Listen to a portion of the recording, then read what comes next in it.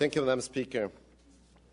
I would like to move that the City Council request the federal government to increase provincial nominee program levels so that the province can bring in workers with specific skills and give applicants priority processing by Canadian citizenship and immigration.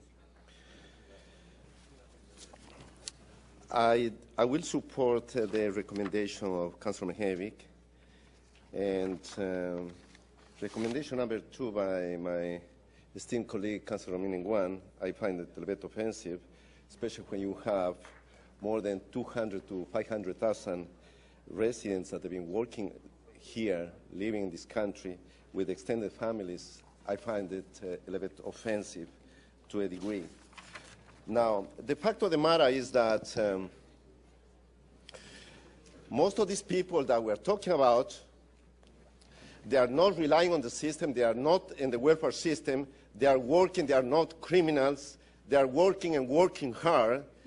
There are many of them, they are working in the construction industry, doing house cleaning, cooks, all over the, not all over the city, all over the GTA, all over the country. And that's a fact. Many of these people, of course, they are paying taxes, they are spending money, they are part of the local economy. Many of them, they have their own homes, they are paying property taxes, they are paying HST taxes, they are paying sales tax, you name it.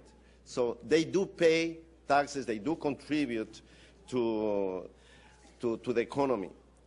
Many of these families have been living in this country for 5, 10, 15, 20 years.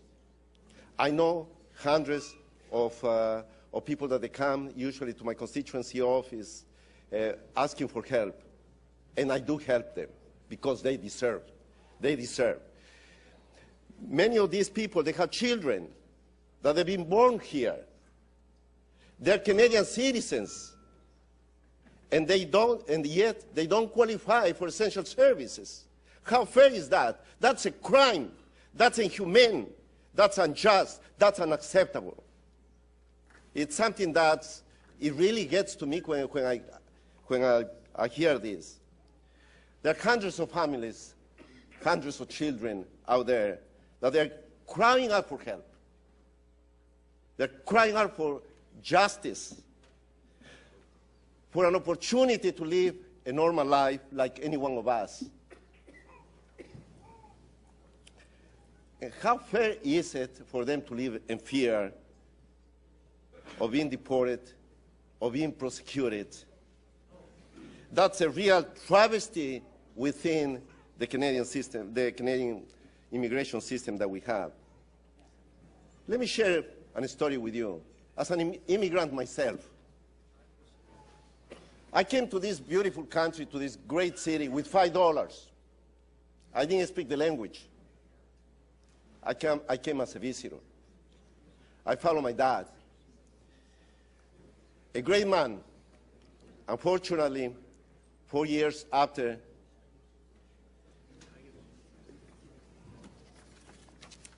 tragedy struck, and he died, leaving me behind 7 kids, my brothers and sisters.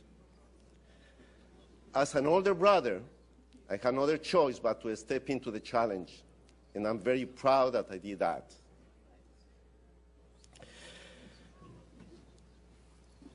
I know firsthand, my friends,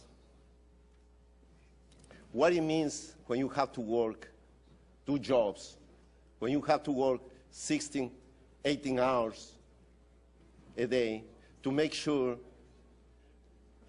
that your dear ones, your family, become productive members of society. And I'm very glad that my brothers and sisters in my family, they became exactly what my dad envisioned, for them to be professionals and to be productive members of society. And I had to struggle much harder, not only to work during the day or night, to go to university, to educate myself, to be here. And now as a very proud member of council, believe me, it wasn't an easy one. Nothing was given to me in a silver platter. I had to struggle Councillor through Palacio. sweat and tears to get to this point. My friends, I appeal to you, to your good judgment, to your sense of compassion, to do the right thing, and this is the right thing to do. Let's keep our hearts open. Thank you, Councillor Palacio.